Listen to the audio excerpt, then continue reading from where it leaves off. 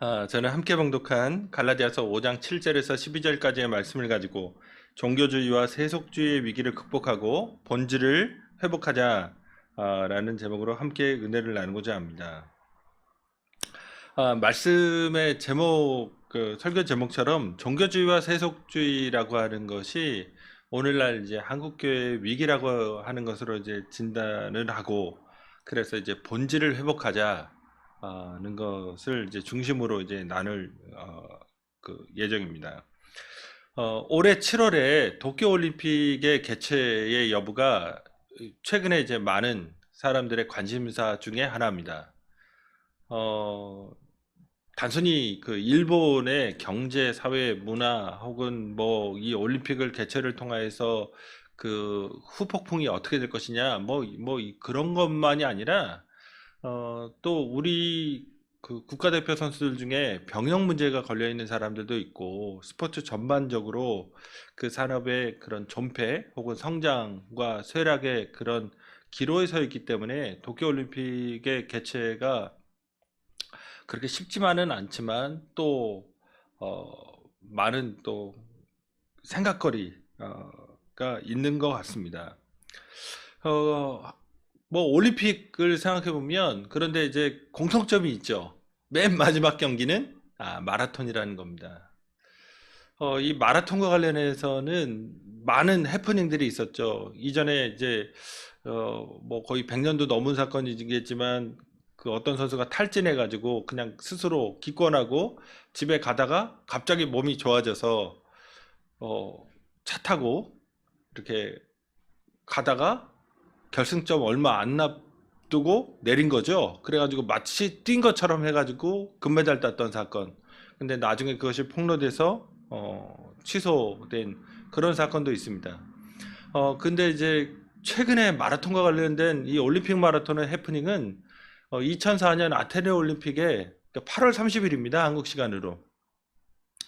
그 만달레이 데 실바라고 하는 브라질 선수가 37km 지점까지 42.19km니까 한 5km 남기고죠.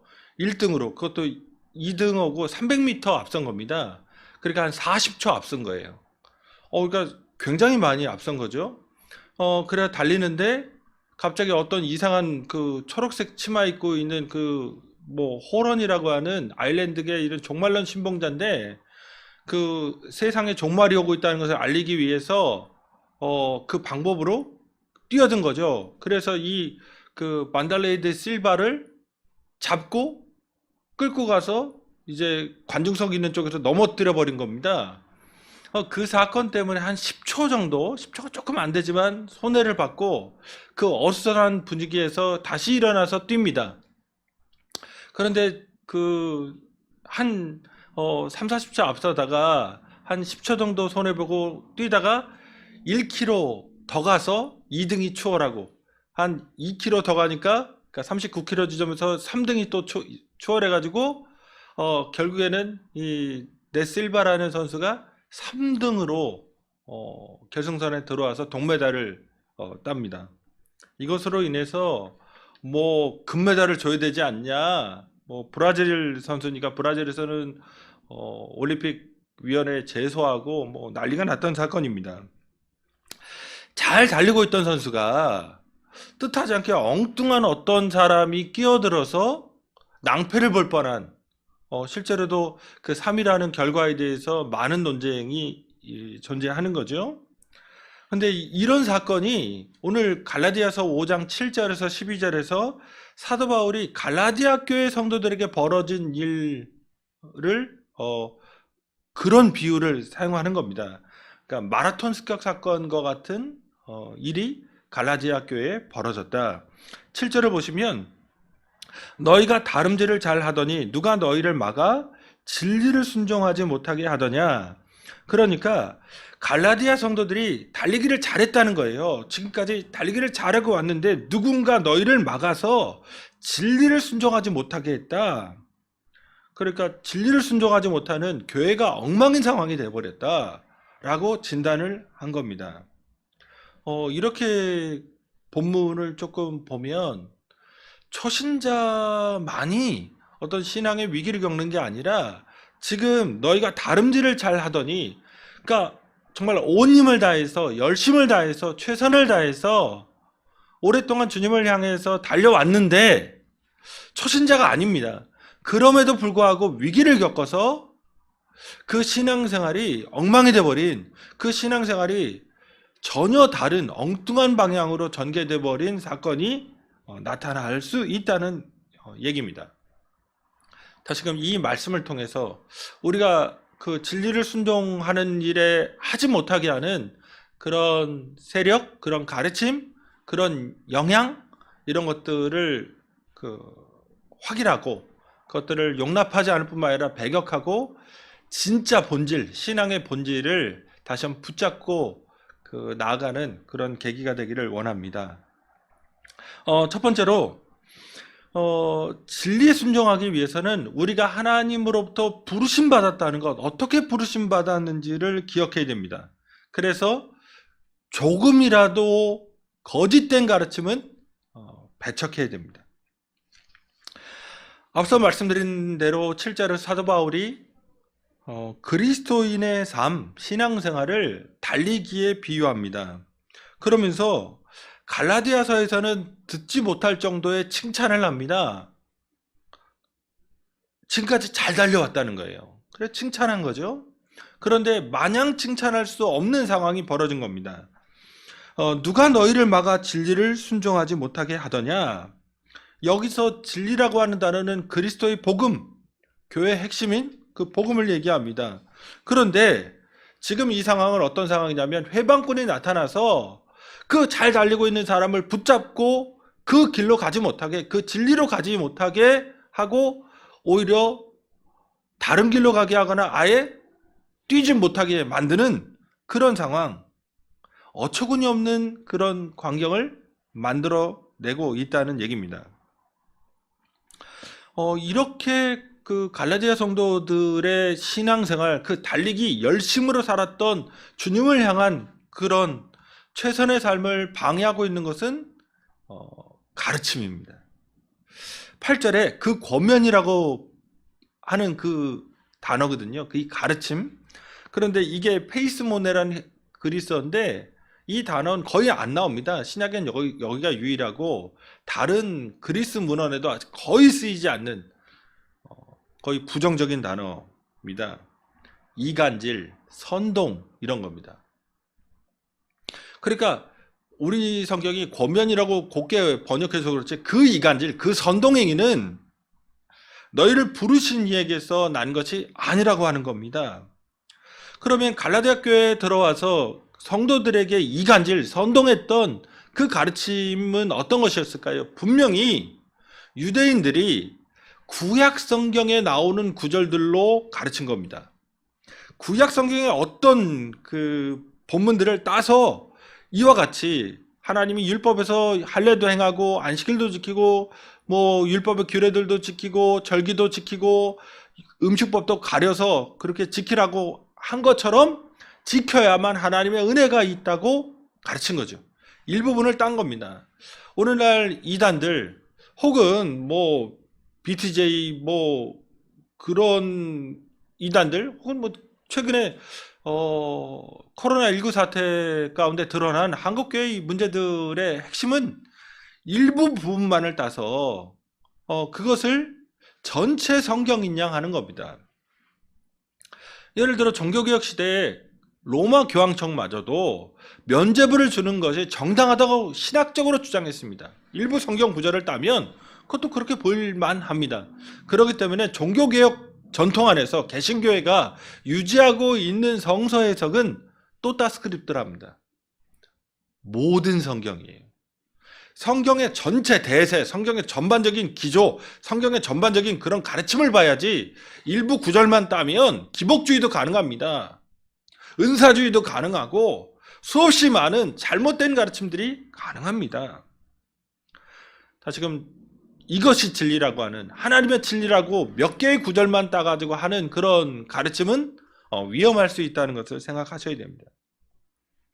그러면서 사도 바울은 거짓 교사들의 이런 선동적인 가르침이 너희를 부르시니, 그러니까 하나님에게서 난 것이 아니라고 말합니다.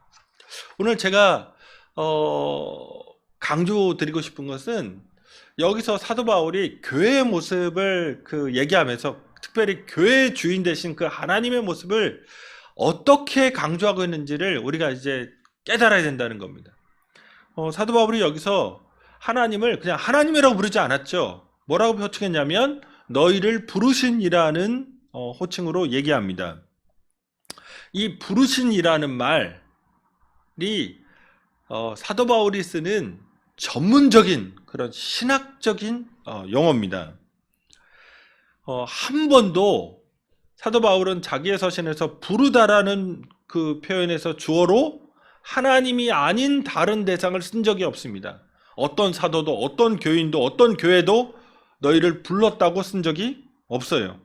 오직 성도를 부르신 이는 하나님으로밖에 안 나옵니다. 그 중에서도 우리가 잘 아는 그 부르심에 관한 구절이 있죠.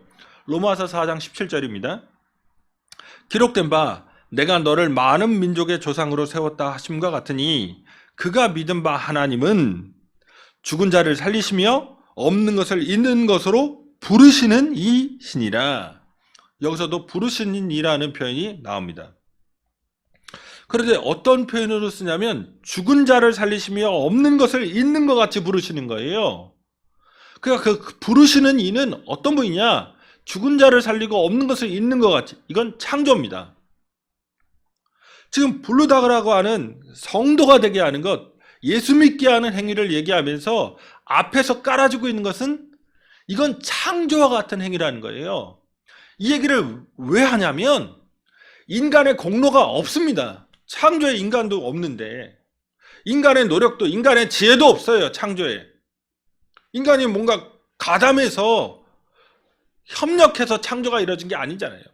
그러니까 사도 바울의 이 부르신 이라는 표현은 오직 하나님이 너희의 구원을 이루셨다는 거예요.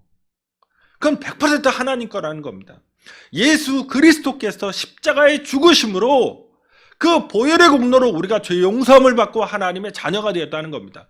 우리의 구원의 100% 지분은 하나님 거라는 얘기입니다. 이게 십자가의 진리이고 이게 복음의 핵심입니다. 그러니까 여기에 인간의 공로가 가미가 될 수가 없습니다. 그런데 유대주의자들은 진짜 구원받는 것, 예수 믿게 되는 것, 그건 율법도 지키고 할례도 행하고 안식일도 지키고 무슨 율법에 자질구레한 그런 것들을 다 지켜야 진짜 신자 된다 가르친 거죠. 이게 하나님 앞에서는 거짓된 선동행위라는 겁니다. 그러면서 사도 바울은 그 9절에서 적은 누룩이 온 덩이에 퍼지느니라, 이 누룩이라고 하는 그 유대교의 부정적인 그 비유를 씁니다. 온 덩이가 있는데 온 교회를 이 조그만 사람, 조그만 가르침, 그 새치의 혀가 망가뜨린다는 거예요. 그래서 복음의 진리를 따라 그렇게 잘 달리던 갈라디아 교인들이 막아선 이 유대주의자들 몇 명 되지 않는 사람들 때문에 교회가 엉망진창 돼버렸고 이제는 상 받지 못한다. 구원의 결승점, 결론에 이르지 못한다는 것을 지적한 겁니다. 다시금 교회가 어떤 특정한 종교 행위, 어떤 특정한 종교적인 그런 모습들이 진리다, 이렇게만 해야 된다, 이게 최고다, 그렇게 얘기해서는 안 됩니다. 누가 어떤 행위를 한다고 해서 그거는 자기에게 맞는 거죠. 요새 흔히 얘기하는 개취란 말입니다. 개인의 취향인 거죠. 새벽에 기도하는 것이 맞는 분은 새벽에 기도하시면 됩니다. 낮에 묵상하는 게 맞으면 묵상하면 됩니다. 조용히 산책하면서 하나님에 대해서 기도하고 그렇게 생각할 수 있는 분은 산책하시면 됩니다. 그 어떤 것이든 개인의 취향이지 정답이 존재하지 않습니다. 오직 교회의 유일한 진리는 우리는 예수 그리스도로 구원받은 사람이라는 겁니다. 이 진리, 오직 하나님이 우리 모두를 각양각색인 사람을 각양각색인 그런 방식으로 교회로 불러서 구원하신다는 얘기입니다. 어떤 특정한 종교행위, 특정한 어떤 성경에서 나오는 것들, 그게 중요하다, 그것만 따가지고 가르치는 것은 오해될 수 있고 잘못된 길로 인도할 수 있습니다.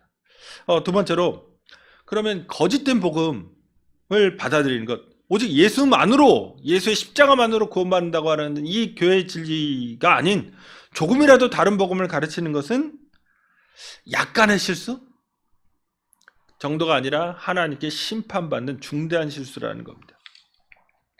사도 바울이 10절에서 그러나 너희를 요동하게 하는 자는 누구든지 심판을 받으리라고 얘기했습니다.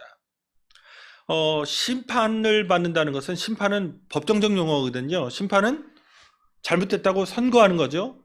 선고와 더불어서 뭐가 같이 주어지냐면 형벌이 주어집니다. 그러니까 정죄와 형벌을 합친 것이 심판이라는 개념입니다.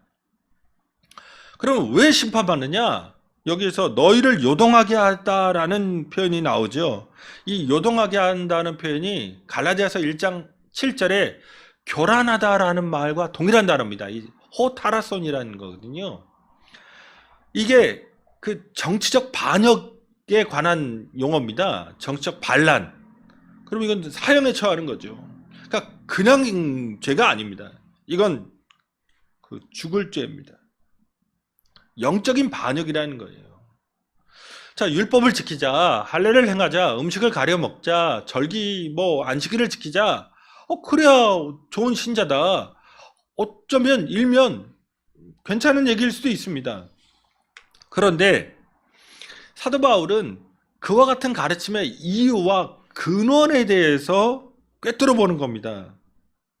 그걸 받아들이게 되면 교회는 어떻게 될까? 그런 논리를 받아들이게 되면 교회는 도대체 어떤 모습이 될까 하는 거를 이제 생각하는 거죠. 우리가 갈라디아서 2장에서 자기 자신이 안디옥 교회에서 베드로와 바나바까지 예루살렘에 있는 야고보로부터 온 어떤 사람들이 이르자 그 베드로 바나바가 같이 이방인들과 식탁 교제를 하다가 뒤로 물러나간 사건 때문에 베드로를 공개석상에서 저격하듯이 비판한 그런 사건을 얘기한 적이 있습니다. 자, 율법을 행하는 사람과 율법을 행하지 않는 사람, 그러니까 율법을 행하며 평생을 살아왔던 유대인과 율법을 한 번도 행하지 않았던 이방인이 같이 교회에서 만났어요. 경건과 비경건이 마주칩니다. 그러면 어떻게 될까요? 딱 보면 압니다. 사람이 본능적으로 느낍니다. 뭐냐? 이쪽이 더 낫고 저쪽은 더 못한 겁니다. 우등과 열등이 나뉩니다. 어느 한 사람은 좋은 그리스도인 되고 어떤 한 사람은 모자란 그리스도인 됩니다. 한쪽은 경건행위로 무장하고 있고 혈통으로 무장하고 있고 그 모든 그 삶의 방식이 다 교회적인 거죠. 음식이라든가 만약 이런 걸로 평가한다면. 근데 한쪽은 전혀 그런 티가 안 나요.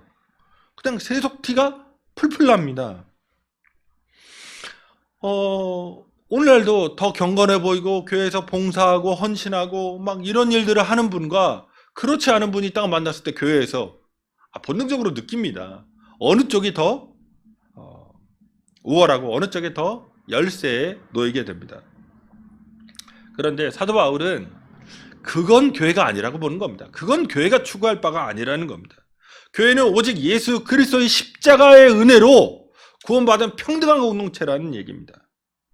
이 세상의 공동체처럼 자기의 공로, 혈통, 자기의 어떤 삶, 그런 걸로 우위에 놓이는, 그리고 어떤 사람은 열세에 놓이는, 그래서 어떤 사람은 발언권을 많이 갖고 어떤 사람은 발언권을 갖기조차 부끄러워하는 그런 공동체가 교회가 아니라는 겁니다. 만약 율법을 받아들이고 그런 행위를 받아들이고 어떤 교회적 경건의 어떤 것들을 받아들이기 시작하는 그 순간 그건 누르게 되어서 교회 공동체를 망쳐버립니다. 10절에서 나는 너희가 아무 다른 마음을 품지 아니할 줄을 주 안에서 확신하노라 얘기합니다. 근데 또 여기서 생각할 게 사도 바울이 어리석도다 갈라디아 사람들아 막 그 성도들을 몰아붙였거든요. 그런데 여기서는 나는 니네가 주 안에서 다른 마음 먹지 않을 것 확신한다.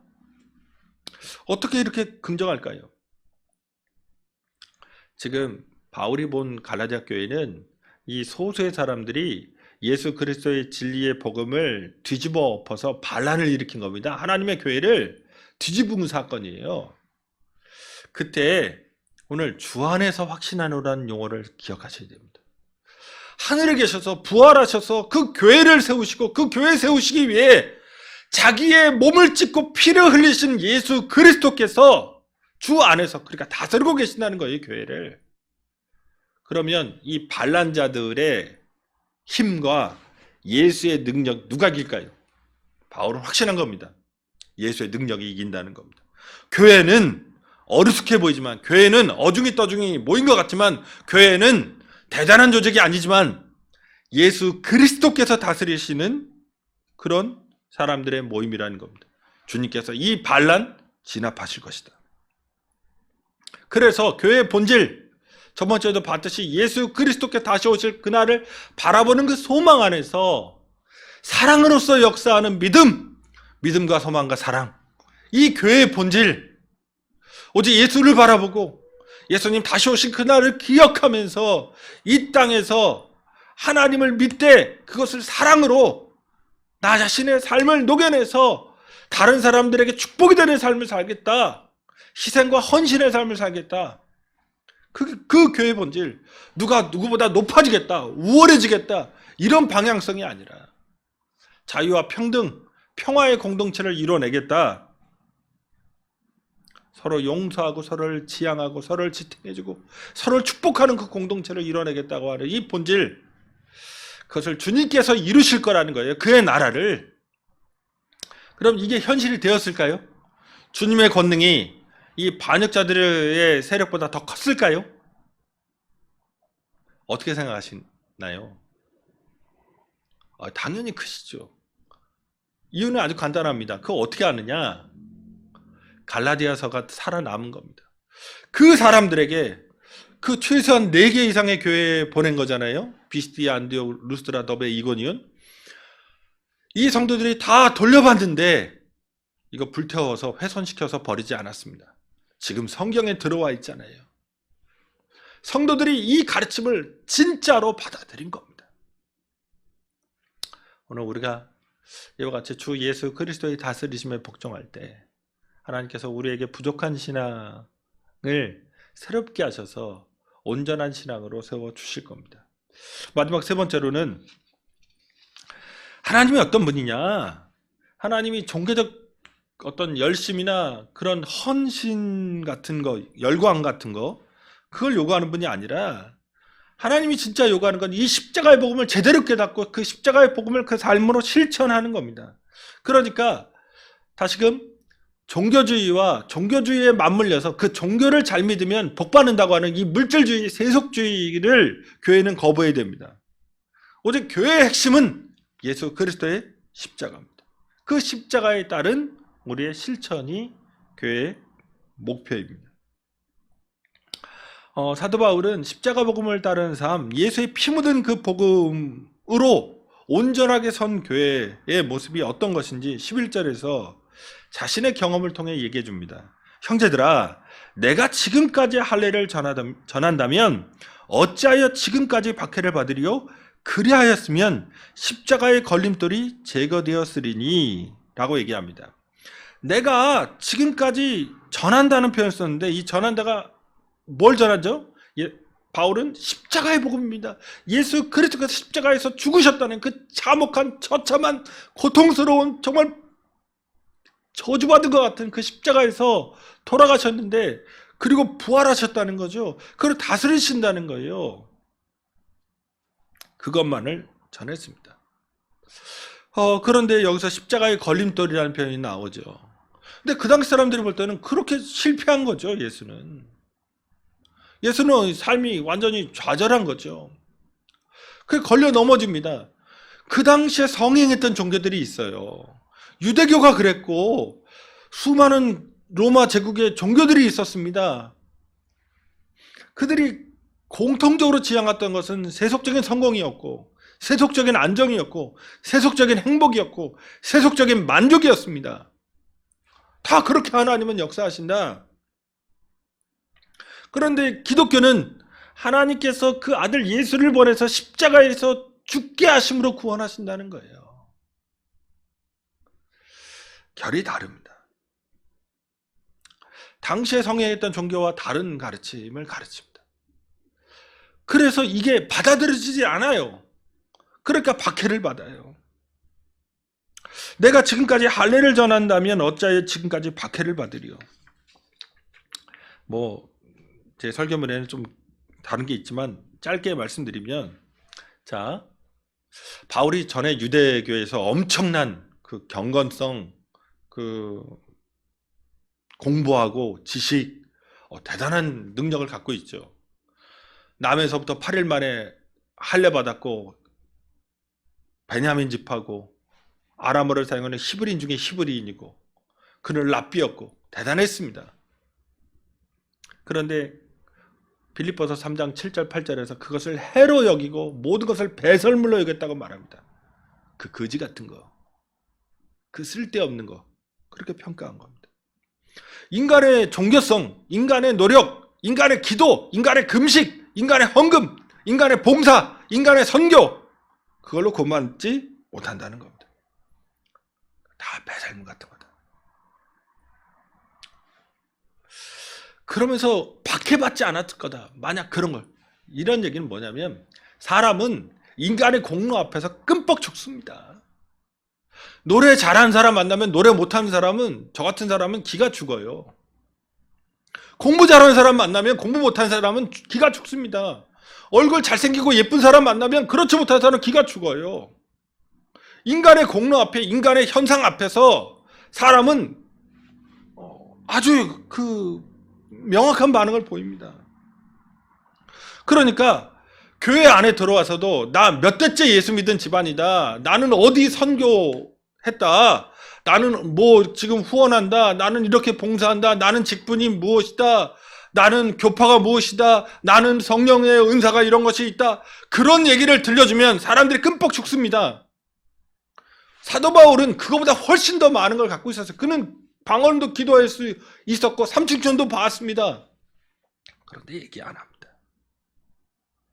만약 바울이 자기가 갖고 있는 그런 능력, 유대인인 것, 할례 받은 것 자랑하고 다녔다면 사람들이 끔뻑 죽었을 겁니다.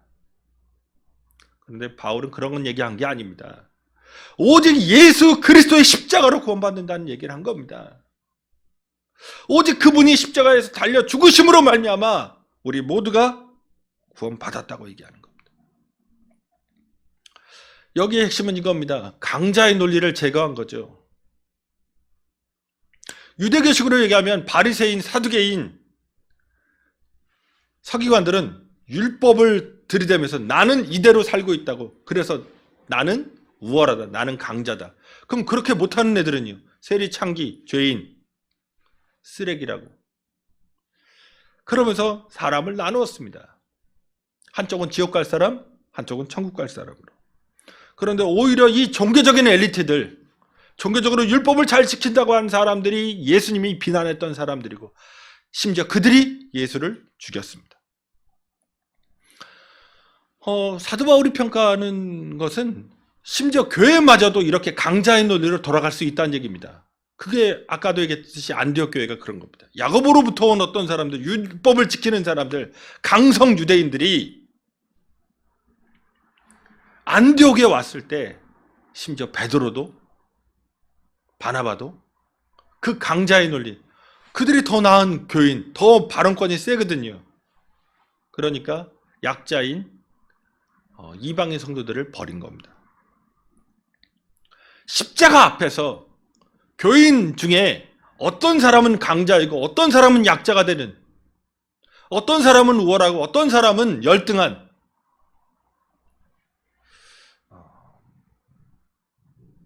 이건 세속주의죠. 교회 다니면서 어떤 사람은 부자가 됐고 어떤 사람은 여전히 힘든, 그래서 그 부자가 교회 안에서 발언권을 더 많이 갖는 경우, 이 세상적 강자가 여전히 교회 안에서도 강자가 되는 경우, 그러면 십자가는 강자를 위한 것이 됩니다. 약하고 천한 사람들을 위해서 활동하셨던 그 예수가 사라지는 거죠. 그건 교회가 아닌 것이 되고 그냥 교회는 다른 종교와 동일시됩니다. 그래서 사도 바울이 실은 거의 쌍욕에 가까운 겁니다. 빌립보서도 마찬가지고 오늘 갈라디아서에서도 이 할례 받는 사람들, 할례와 같은 것을 주장하는 사람들을 비난하죠. 12절 너희를 어지럽게 하는 자들은 스스로 베어버리기를 원하노라. 거세하라는 말이죠. 그러면 한번 다 잘라버려라. 근데 이게 지금 갈라디아 그 지방 옆에 부르기아가 있거든요. 그 인접 지방이에요. 그러니까 그 지역에 성행하는 그 시빌레 여신의 그 종교는 그 제사장이나 헌신자들이 거세를 냈습니다. 아마 그거 잘 알고 있었을 것이고, 할례 행하는 거는 이방 여신 섬기는 거랑 동일하다는 얘기입니다. 종교주의와 세속주의를 걷어내야 됩니다. 말씀 뵙겠습니다. 오직 예수 그리스도께서 십자가에서 몸짓고 피 흘리셔서 우리에게 구원 주셨다는 것이 교회의 유일한 진리입니다. 이 진리를 향해 이 진리 속에서 뛰어가는 교회가 되어야 하지, 뭔가 막 종교에 막 덕지덕지 사람들을 어렵게 하고 혹은 사람들 간의 분열과 갈등을 조장하는 어떤 종교 행위가 있다면 그건 진짜 개인의 취향일 뿐이고 누구에게도 강요해서는 안 됩니다. 우리의 복음은 예수 그리스도께서 십자가에 죽으셨다는, 부활하셨다는 그 복음밖에 없어요. 하나님이 주신 복음은 이거 하나입니다. 그럼으로써 믿음과 소망, 사랑 안에서 서로 사랑하고 서로 협력하고 서로 이 어려운 세상, 지옥 같은 세상을 대항하면서 주님 오실 그날을 위해서 아름다운 공동체를 이루는 것, 그래서 교회의 본질임을 깨닫고 종교주의를 통해서 이 세상에서 높아지고자 하는 그 세속주의, 성공한 그런 것들을 가지고 교회까지도 그런 프레임으로 뒤집어 씌우려고 하는 이것들을 저항하고 다시금 십자가의 복음만을 붙잡는 진실한 공동체, 믿음과 소망, 사랑 안에서 본질 속에서 성장하는 귀한 공동체가 되는 우리 모두가 되기를 소망합니다. 기도하시겠습니다. 고맙고 좋으신 아버지 하나님, 오늘 우리에게 수없이 난무한 성경의 일부분만을 따서 만들어낸 가짜 복음들이 성행하는 그런 경우를 봅니다. 주님, 전체 성경이 무엇을 겨냥하고 있고 그 성경의 주인 되신 예수 그리스도께서 어떤 모습으로 우리에게 삶을 보여주셨고 어떻게 활동하셨고 어떻게 사역하셨고 어떻게 죽으셨고 어떻게 부활하시며 어떻게 지금 다스리고 계신지를 깨닫게 하여 주시옵소서. 조그만 것이라도 이 복음의 진리에 합당하지 않은 것들을 우리가 잘 걸러내게 하시고 잘 솎아내게 하셔서 순전한 교회, 진실한 교회, 주님께서 기뻐하시는 교회가 될 수 있도록 역사하여 주시옵소서. 그와 같이 행하실 하나님 감사합니다. 홀로 영광받아 주시옵소서. 감사드리오며 예수님의 이름으로 기도드립니다. 아멘.